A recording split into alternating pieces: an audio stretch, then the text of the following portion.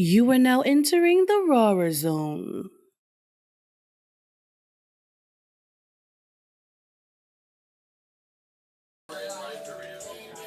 What up, what up? It is your girl, Cee Flame, and I'm here with the comedian Phil right now. How Nice you to meet you, doing? Phil. Nice to meet you. Thank you for having me. No Thank you so problem. much. No problem. Very happy to be here, man. I love Yes. it. Love that. Yeah. So let's start with the first question. What made you start comedy? Well, I always liked comedy at a young age. I feel as though, a lot of people find their coping mechanism. Mine was just consuming comedy, and then eventually it turned into creating comedy. You know, um, I find it as though art can save a life. So I figured, this is the art that I like. So I pursued Yeah. it. Were you like a class clown? So funny enough, I was always, if there was one thing that you had in my report card, it was a great source of distraction. So That's a really interesting way to word that. yeah, it's a great way of saying, hey man, your kid is making my job a little harder, and I'm underpaid already. So yeah, so it was definitely in me to be not the center of attention, of course, but more like the comic relief. Like if tensions were high in the classroom, there was something funny to say. Yeah. I'd probably be the one to say it. Uh-huh. If there was something I could do to lighten up the mood, there was something to say. I'd do it. Yeah. And I think it comes from like most people. Like I said, it's just kind of trying to cope with whatever's around you. Right, Yeah. right. And some people deal with like adversity, like basically what you're saying, you're dealing with adversity in that way. Was it ever like a confrontation and you joked your way out of it? What's funny? Yeah, I actually got all right. So I got robbed once upon a time. Oh my back God. back in the PSP days. Shout outs to Sony.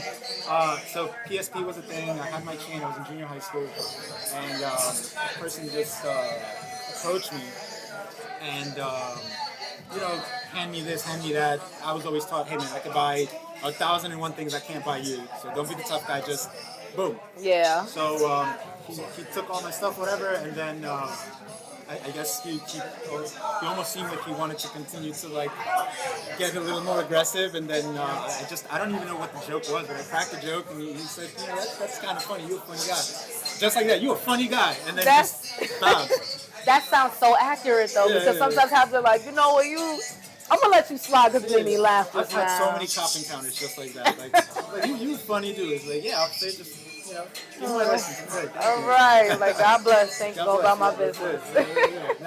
No, laughter saves lives in more Absolutely. than one way. Yeah. Yes, it does. Yes, So it does.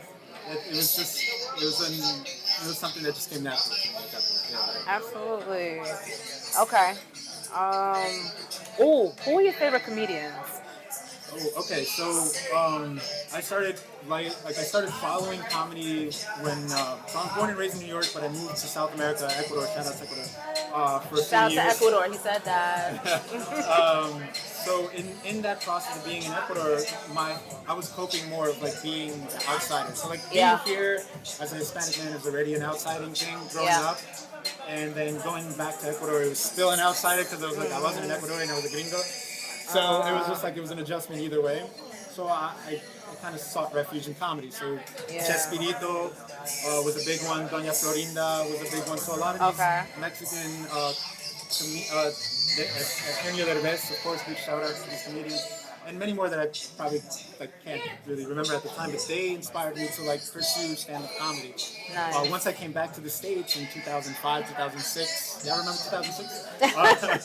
Then that's when I got exposed to American comedians. We're talking Bernie Mac, Yeah. we're talking obviously the Dave Chappelle's, the Bill Burrs. Right. Then I started looking to the history of comedy. That's when it was just more of Greg Giraldo and things like that. But if I had to give that spot, I'd say Greg Giraldo. I mean, Okay. he's R.I.P. Greg Giraldo, Ralphie May, of course. They inspired me to really take comedy to a whole nother level. Especially Greg Giraldo. I mean, he's a for those of you who don't know, Greg Yeah. Giraldo's a Queens comedian. He's born in Queens, I believe, raised in Queens, Colombian. So Yeah. I never really knew what his heritage was. So. yeah. He's Okay. Colombian. Yeah, Nice. he never mentioned it. In fact, he gets a lot of credit because he never mentioned his heritage in his comedy. Yeah. So seeing another Hispanic comedian being able to rise above just Right. the like stereotypical, oh, I'm just like this, that, and that. I was just like, nah, I kind of like that. I could really speak on that. Yeah. Yeah, Greg Giraldo is definitely my favorite. That's Big time. dope. Oh, yeah. Okay. I know you mentioned some other comedians, and I'm not really sure who they are. So Bernie Mac, of course. Oh no, not You Bernie gotta Mac. know I'm Bernie talking Mac. about the ones from your. Are they Ecuadorian? The ones you're talking about? Oh, so yeah, so the South American comedian. So Yes. the Daniel Rawrrzone, he does sketch comedy. He does film now, especially. He had a show back when he did monologues as well. Nice. And I couldn't really fall asleep because again, I'm not from Ecuador. I wasn't born in Ecuador. I just have heritage there. Yeah. So when I moved there, ultimately, it was hard for me to like, what am I gonna watch? Like, there's Right. nothing here that I'm used to. I'm used to Okay. Animaniacs. I'm used to like Yeah. South Park when I was sneaking the South Park episodes. Right. Okay, I get you. I get So you. then I was just like, all right, I like that he's bringing some funniness to things that I'm not aware of. Yeah. So then you got Chespirito, who was a Mexican comedian that had this show called The Chavo del Ocho, which is it's a sitcom that depicts a poor neighborhood. I'm sorry, a poor kid in a neighborhood that he can't afford, and his surroundings was kind of like his playground, and then that inspired me because I also wasn't really keen on going out. Where am I gonna go? Right, right. And yeah, and so many more of these comedians as well that specifically Hispanic comedians early on was just kind of like, okay, this is multicultural. Like I can really take this to like Yeah. a whole nother level. Like, I That's can- what's up. yeah. So I got exposed early. It's beautiful to have that inspiration. It's It really beautiful. You gotta have inspiration. Yeah. Like, even if you don't have inspiration by someone else, you should at least have inspiration, you know, with the person you meet in the mirror. Absolutely. You gotta come to peace with that person. Because like it's ever evolving, especially like Right. it's not hard to look for inspiration if you just hone in that like pride in yourself, especially. Absolutely. You know, knowing that you are meant to be here. You know, and nobody else can take that from you. So. Beautiful words of inspiration. Thank you. So how would you describe your comedic style? I love that you brought up Bernie Mac, by the way. Oh yeah, no, big time. Yeah. Big time. No, Bernie Mac.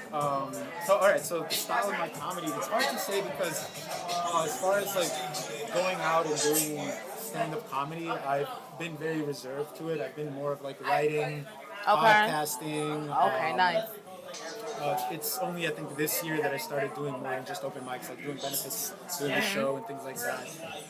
But if I had to define my comedy, I think I'd have to go back to like Greg Giraldo, or have to go back to like Bernie Mac. I want to bring attention to something that is stigmatized. I want to bring attention to something that's feared.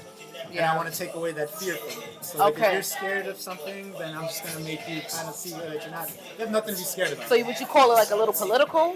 I would want to say yeah, but no. I'm trying to like for now. I'll leave that to the professionals. I'll be more of like a local. I want to be more of like, hey man, New York is this is what it used to be, and that's why we are the way we are. And just know that it's a superpower, and that you should definitely be proud that you got here, regardless of where you're from, who you are.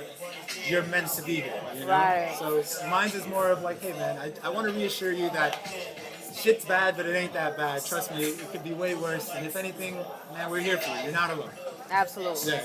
Love that energy. Yeah, man. So, we need that. Yes, we do. We definitely need that. Yes, we do. Yeah, hell yeah.